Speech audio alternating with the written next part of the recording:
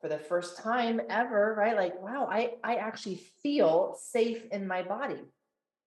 Okay, well, now the brain can make a different story other than the story that it's being told of, I'm not safe anywhere. I'm not safe with anyone. I can't even trust myself, for goodness sakes.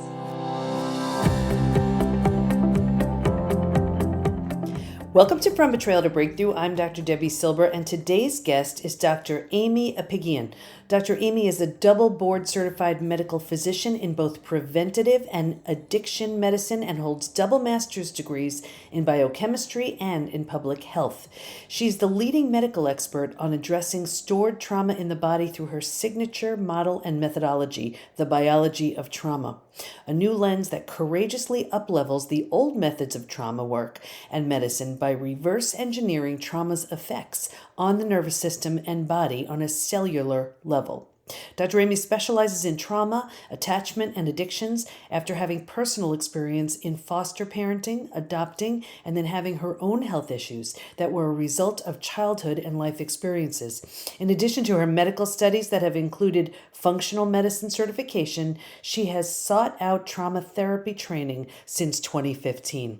You may have heard the term, the issues are in the tissues. Well, my next guest, Dr. Aimie, is going to tell you exactly how that happens and, more importantly, what you can do to release it. You're going to love this conversation with my brilliant friend and colleague, Dr. Aimie. Here we go.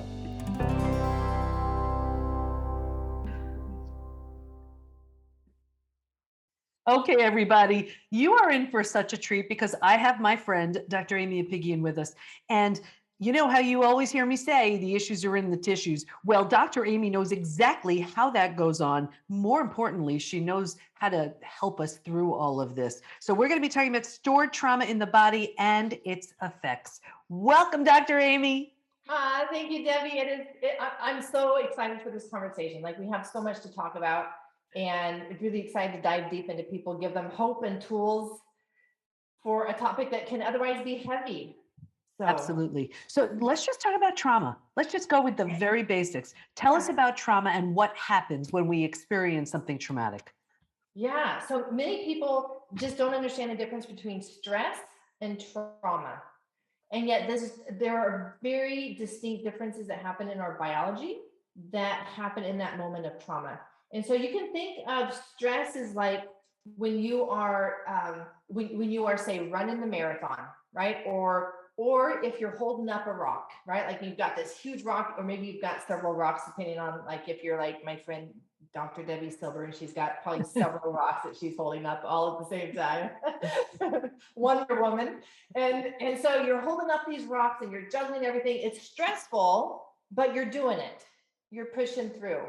And then there comes that moment in time when you can't hold up the rocks anymore and they crush you. That moment of crushing can come in several different forms. It can be all in one moment. We call that like an emotional heart shock, right? It's not like you expected it. It came out of nowhere. And but it feels like something has crushed you.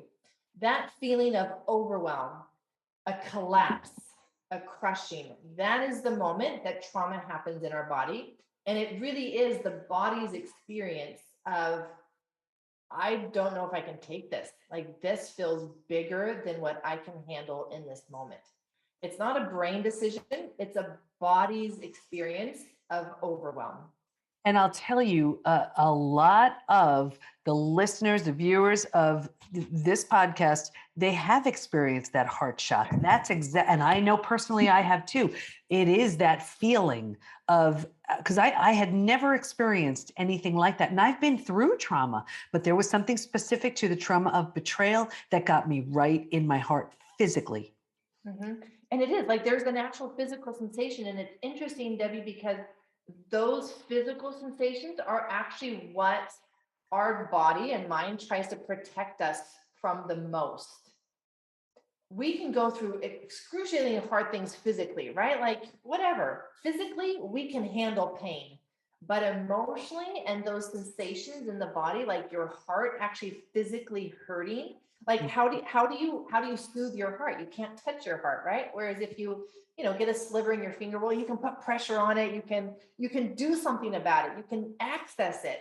when we have these body sensations, we can't really access them. And so we find that the body starts to go into bracing patterns in order to try to cut off those sensations of a broken heart, of that heart shock, in ways that we're not even aware. So there are these unconscious bracing patterns. A lot of times our shoulders come up because that's actually a way that we can cut off the messages coming up our nervous system, coming up, especially from that vagus nerve. All of our internal sensations, it's called interoception. All of those sensations are coming up, and whether they are in our conscious awareness or not, they are coming up to our brain, and our brain is responding to them and driving our behavior.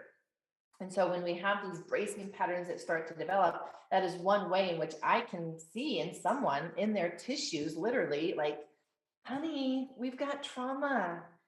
And you talk to them and they may not be able to access it. They're like, no, I'm fine. I'm getting through, right? Like I'm pulling myself together, and I'm like, I know. And I see that. And as soon as we like go underneath the surface, boom, there's going to be a lot of stuff there. So let's do this in a safe way. Let's do this gently, because otherwise that can be too much, and that can re-traumatize us.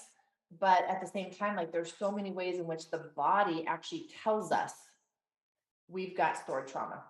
And you just picture like when someone, they know they're headed for a car accident, how they, let's say, brace themselves, right? It's that bracing. And I guess what you're saying is we're doing this unconsciously all the time after trauma. It's like we walk around in that state, and you could just, as you tighten everything up, you can feel, well, if you were walking around like that all the time, I mean, that could really cause some serious stuff.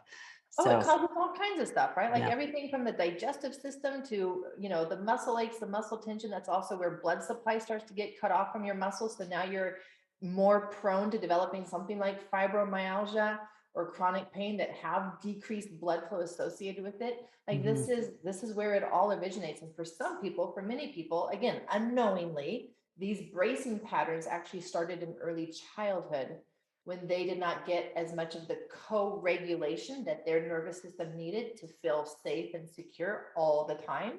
And as babies, you'll see them start to go into bracing patterns in order to start to cut off those body sensations of, I feel lost. I feel like I'm wandering and floating. And where are the people that are supposed to protect me and keep me safe and nurture and cherish me? And so these patterns many, many times are actually from early childhood. And yet a person would not look back at their child and be like, oh, I clearly had trauma, abuse, neglect. No, like these are great parents, and they're just following many of the social practices that already result in these trauma bracing patterns showing up. And then we have interpreted it as trauma. And you said about the restricted blood flow. I remember the first time I heard that, it was in John Sarno's book. Yes. Was Isn't it that amazing stuff? Ending Back Pain? I forgot the name of it, but I read it. I remember reading it in the 90s, and I had horrible back issues forever. And it made so much sense. I was like, wow, so you're telling me I'm tightening up and walking around in this state, blood flow isn't going there, and that's why I'm experiencing this pain. That was like one of those eureka moments where you're like, wow, that totally makes so much sense. It sounds like that's what you're saying. That is exactly what I'm saying. And I mean, he is such a great contributor to this whole field and understanding of how the body moves through life in these ways intended to protect us. And yet there are consequences when we have had these kinds of adaptations. So yes, all chronic back pain is associated with fear and insecurity. All. Wow. Let's talk about why trauma is your biology and not your psychology. What's that about? Yeah. So again, when I was going through my journey, that was kind of still the understanding. I think it's still the mainstream understanding that, hey, if you have anything that you need to get over, right? Like you just go to therapy, you just go see a therapist. And yet when I did that, I was not getting the results and the change that I wanted in my life. And I saw myself continuing to talk every week about the same thing. And I'm like, at what point is this going to end? Like, at what point does this change and get better? Because I'm not seeing change. Yeah. I'll And tell you, it's so interesting you say that. We have so many people coming into the PBT Institute with therapy trauma.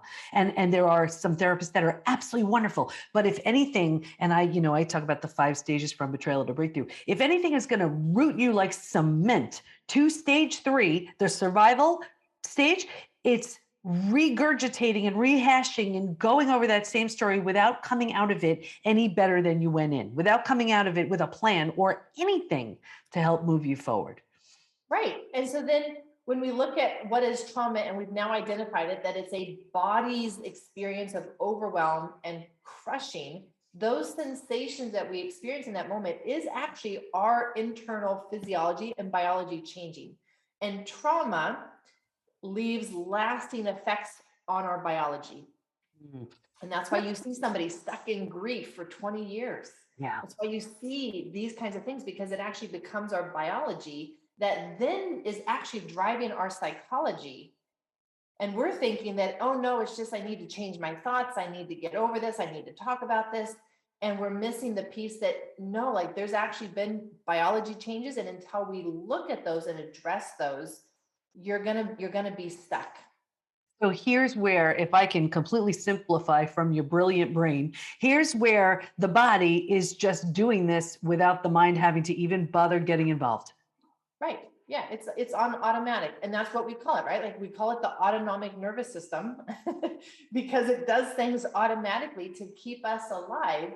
And it's very fascinating to see that the brain's job is to make meaning out of our experiences. And so whatever our experience is, our brain creates a story around it, whether that story is true or not. That's not the point. The point is that our brain needs to understand why. Mm-hmm, mm-hmm. And so it creates a story, it creates meaning. Whereas when we then create a different experience for ourselves through the work with the autonomic nervous system, and we have a different felt experience, like for the first time ever, right? Like, wow, I actually feel safe in my body. Okay, well, now the brain can make a different story other than the story that it's being told of, I'm not safe anywhere. I'm not safe with anyone. I can't even trust myself, for goodness sakes. Look at what I got myself into. And it's so true, because the mind will believe, like you said, it'll believe everything we tell it. And even something as simple as fear and excitement, right? Like, it's like the same kind of feelings, yet one we're looking forward to and one we're running away from. But we can make something mean it's scary, but then the next person would make it mean like it's exciting. Yes. And that is this, it's called, going back to that interoception word, that's that fancy scientific word of your ability to bring to conscious awareness your internal sensations, like your heart rate. Mm-hmm. And people who have a greater awareness of subtle changes in their heart rate, they are actually better able to have moment by moment decisions based on what's going on in my body and be able to accurately interpret those messages. Is this a message of excitement? And my heart rate is increasing because I'm excited to see this person. I'm excited to talk to Dr. Debbie. Or is my heart rate increasing because I don't want to talk to Dr. Debbie and I should cancel? Like, this is last minute, but I should cancel, right? Like, how do we interpret these sensations when technically, like, they're so similar? And this is where trauma really disrupts that process, because So let's go into that a little bit. Yeah, so, because I know my listeners and viewers, like, they want to know, give me the how. So let's say they're feeling something and they're like, oh, here goes this familiar pattern, and my heart is racing and this and that. What would be something? First of all, it sounds like awareness is key. You need to know what's happening here. And then what's something that, like, an immediate thing that they could do? Yeah. And this is where, like, I need them to have certain knowledge and tools, Debbie. So I need them to understand, like, the 3 states of their nervous system to know, am I in sympathetic? Am I in anxiety, or am I in that overwhelm and crushing collapse right now? Or am I in parasympathetic? So they actually need to know those 3 states to be able to know what to do next. And And then what we do is I teach them how to track. And so whatever sensation is coming up, then be able to respond to that. And it's almost like you're reading your body's cues of what it needs. And as you respond to that, then you're able to track and see, okay, how does this shift for me? Is this getting louder the longer I stay here? Like, no, this really is like, I need to leave. Like this is a message that I need to leave. Like, this is not safe. Or is this what's happening and changing? Like, no, it's calming down and it's opening up. I feel my belly starting to soften. I feel my shoulders starting to come down. But otherwise, without that ability to track those things and know kind of where their state is in every moment, it's really hard to know just do this one thing, right? And that's where I get frustrated with a lot of the professions out there that will just be like, oh, we'll take some deep breaths. Okay.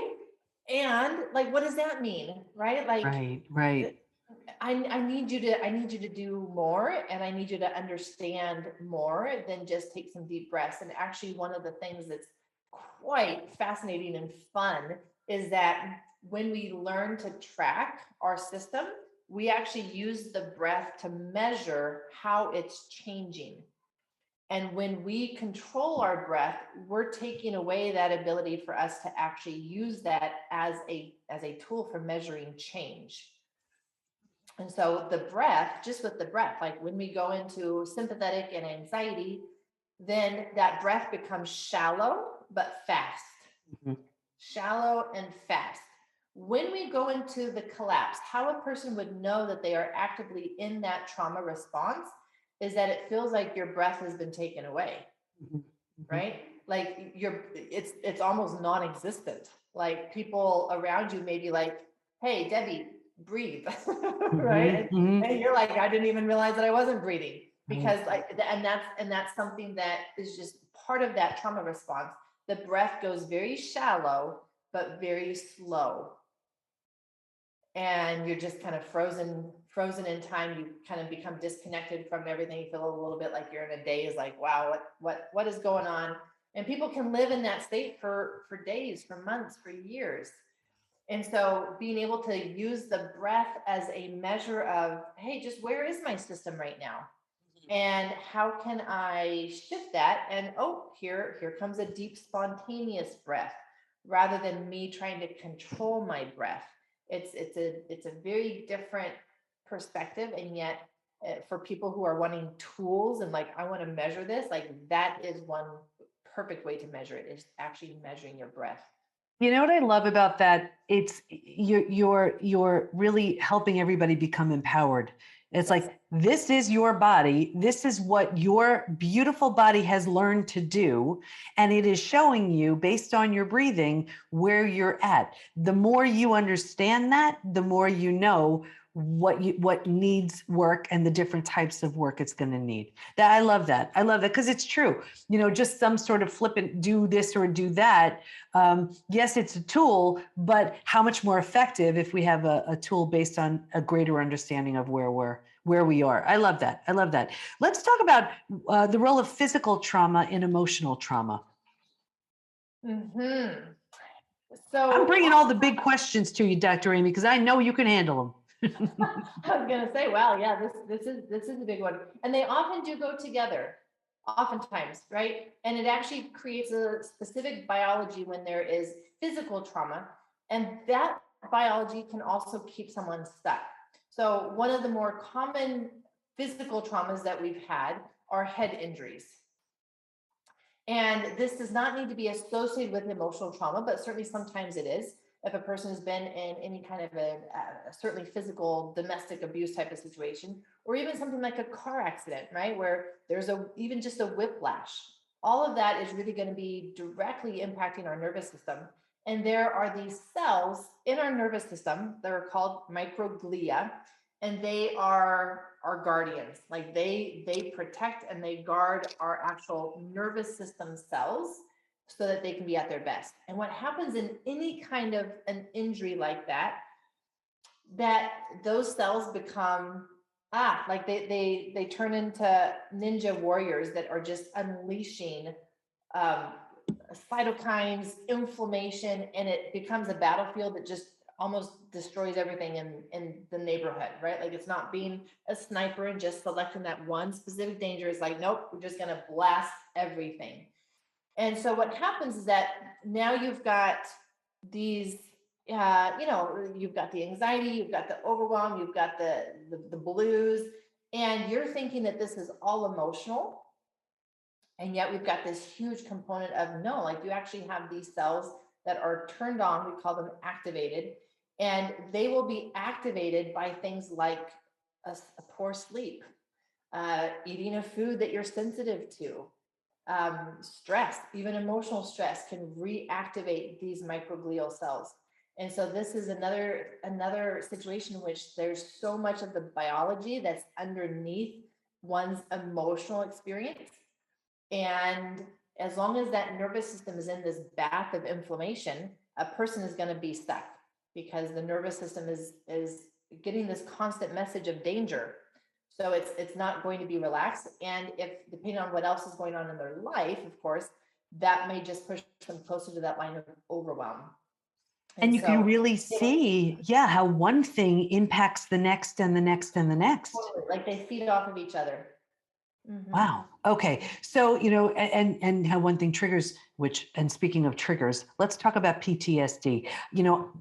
What I see in my community is, I used to think that PTSD was only reserved for like the war vets. They hear the car backfire, they're back in battle. And I have seen, and I've experienced myself, it is very common as it, relates to betrayal too.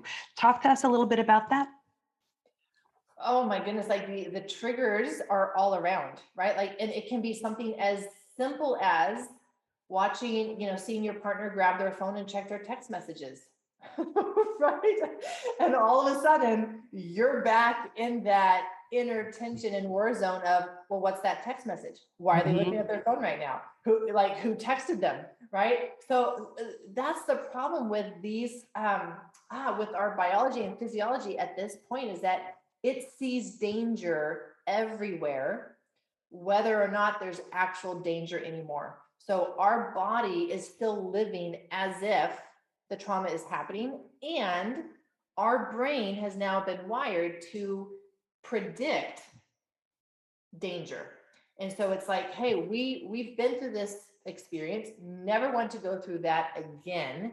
And so our whole system is now designed for looking like, could this possibly result in the same thing? Could this possibly have any element that's associated with it?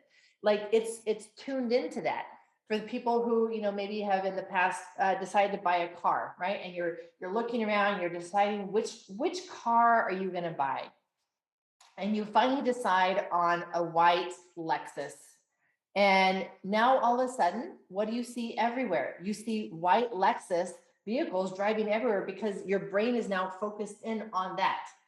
Same thing with the triggers, right? Like the triggers are those things which our brain is actually looking for in order to predict what is going to happen to us. And how exhausting is that? Because the triggers can take you right down and bring you to your knees. And then to think that we're actually looking for them because in an effort to, on some level, protect ourselves. It takes a lot of understanding and rewiring to get ourselves out of that mess. Totally. Well, and that's why many people end up in chronic fatigue, because it literally is exhausting and using up their cellular resources. Mm-hmm. Yeah. And we see that so often. The people who take the post-betrayal syndrome quiz in the high 60-something% are exhausted, absolutely exhausted. You can see it. If that's where you're spending your time looking for all of that danger, bringing you back to that painful place, well, of course, it's going to deplete you and be exhausting. And then one of the other states is that one of the other responses is that freeze response. Can you talk a little bit about that one? Yeah. So the freeze response is another common misconception in trauma space, where people have associated the fight, flight, and freeze as if they're all the same thing.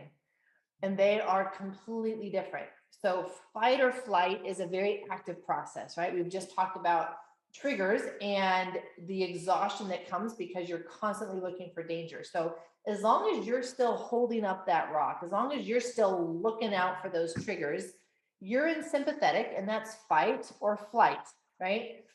But the moment that we experience that crushing experience, and this can be from something that happens, or it can be as a result of, I just can't keep this up anymore, right? And so many people go into this freeze response at the end of every day. They come home if they've been at work, or they've been able to get through the day with all of the triggers around them, and they're absolutely exhausted. And so what do? The body does things that kind of help numb and create a sense of relaxation, but it's not a true restorative relaxation. It's more of a numbed out relaxation, zoning out. That's another way in which people can know that they are in or have been in the freeze response, where they're staring out into space, right? Yeah. That's not an act of like running from a tiger type of activity, right? Right. And that's the freeze response. So the freeze response really not only disconnects us from ourselves, and when we're stressed, we're also disconnected from ourselves. We're very hyper focused on everything around us and outside of us and the people around us. And in the freeze response, we lose even that. And it truly is, Debbie, this felt sensation of, it's been so hard that I just can't care anymore. Yeah. Do whatever you want because I don't care anymore. And it's not that I don't really care, it's that I don't have the energy to care. And at this point, I am having to choose exactly how to spend my energy. And Wow. right now, all of my energy just has to go to me getting through the day and surviving. Yeah. That is the chronic freeze response. Right. I've never heard it explained that way, and it makes so much sense. It's like I have used up any of my resources. There is nothing left, and I'm just going to do whatever I need to do to make it to the end of this day so that I can start over tomorrow. It sounds like that's what that is. And that's yeah, I could see how then once you're using whatever you're using to zone out, then it becomes a habit, and then you're always in that freeze state at the end of the day or whatever it is, because you're not doing anything differently to just move through that experience. Wow. Yeah. Dr. Aimie, what do you want to make sure everyone knows as we wrap this up? That don't settle here. Wherever you have discovered that you're like resonating with that, whether that's still like you're the one still holding up the rocks, or you're the one that's being crushed by the rocks, whichever state, like, don't settle. Don't settle for that. There is so much that can be done. And literally, as long as your heart is still beating, it may be broken, but it is still beating. Your lungs are still breathing. Yeah, it feels stuck. Feels like you can't catch a full breath of air, but it's still breathing. And there's still hope, and there's a lot of work that we can do. Oh, that's so wonderful. Give us an example, a quick example of someone you've worked with where they felt their heart wasn't even beating and their lungs weren't even breathing, and then where they are now, just to give everybody a perspective of what's possible. Yeah, I'll talk about Kanti, because I know that Kanti was actually someone from your group, and she came and she did the 21-day journey with me, and she's still going. So she's done now the All Parts of Me course, and she's doing fabulous in her continued work with her own nervous system. And when she first started the 21-day journey, she was one of those that was like, I don't really feel anything. And I'm like, well, yeah, if I were your mind, I wouldn't want to feel your body either. Your body has been through a lot of pain, a lot of betrayal. I wouldn't want to be in your body either. And having that reframed for her, where it's like, oh, so this is just a protective mechanism. Got it. This isn't something bad. This isn't just another area in my life in which I'm a failure. Right. So she started doing the exercises, and whether she could feel things or not, right? Like it's just doing the exercises. It's just putting in the work. And it's not a lot of work. We don't want to go too deep. And so for Conti, she was able to pace herself well. She showed up to the meetings every day. She's doing these exercises. And then she started the most interesting thing. Where other people may experience yawns or deep spontaneous breaths, she actually started hiccups. And that was her body's way of starting to talk to us. And she would do an exercise and she'd have this hiccup and she'd be like, this is weird. And I'm like, oh, let's not use that word weird, right? Like, this is your body and this is how it's talking to us. Amazing. Like, it's finally talking to us. This is great. It's warming up. It's waking up. And what happened is by the end of the 21-day journey, Debbie, her hiccups had turned into burps. And it was the coolest thing to see, like, her body actually responding and waking up. And literally, like, that vagus nerve where so much of our trauma is held runs our stomach. And so, the hiccups are more our diaphragm and our breath. The burps are more the vagus nerve and that stomach and digestive system. And so literally just in these 21 days, like, she's been able to shift into more of a parasympathetic, and it expresses itself with like, oh, yep. And my digestive system is turning back on a little bit, and we're going to give you a little bit of burp. And just her smile. So she came and literally, like, it looked like her body was just kind of frozen from all of the fear that she was continuing to live in. And by the end of the 21-day journey, and certainly now, like, her smile is so big, like, I feel like it's going to like fall off of her face because it's breaking through. And she's feeling truly safe in her body. And more importantly, Debbie, at least more importantly for me, like, she feels empowered. She no longer feels like the victim because she can actually know her system, track her system, and shift her system, and finding that she's now staying longer and longer in this state of calm, alive, safe. And it's beautiful. It's a truly beautiful thing. Beautiful. See, that burping is a good thing, everybody. Dr. Aimie, where do we go to learn more about you and the wonderful work you do? Thank you. They can find me over at traumahealingaccelerated.com. Have a big Biology of Trauma Summit that's happening this summer in August. And that would be another great resource for them as well. Wonderful. And everybody, I'll tell you, I have interviewed so many people and worked with so many people. Dr. Aimie is the real deal. Her work is phenomenal. She's changed hundreds of thousands of lives, and definitely be a part of her world. Her stuff works. Thank you so much for the amazing work you do and continued success. And I know everyone is going to get so much out of what you shared today.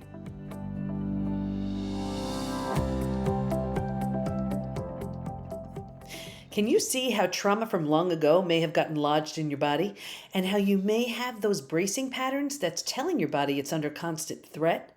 The good news is you can bring your body back into a healthy place, and it all starts with awareness. Stay in touch with Dr. Aimie by going to traumahealingaccelerated.com, and we'll have all of her information in the show notes at thepbtinstitute.com/podcast. Here's my biggest takeaway.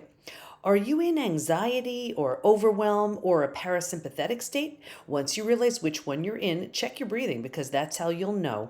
Track your response to that and see how your body shows you how you're doing. Also, that numbing out you may be doing can be driven by the freeze response, and be gentle on yourself. All of this was a means of protection.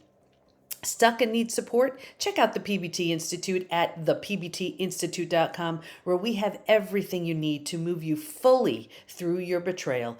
It's taken enough from you. Now it's time to regain your health, confidence, and happiness. Thepbtinstitute.com. Check it out and give yourself the gift of healing your betrayal and shattered trust so you can love again, feel safe again, trust again. Thanks for listening. Can't wait to be with you next time, and here's to your breakthrough.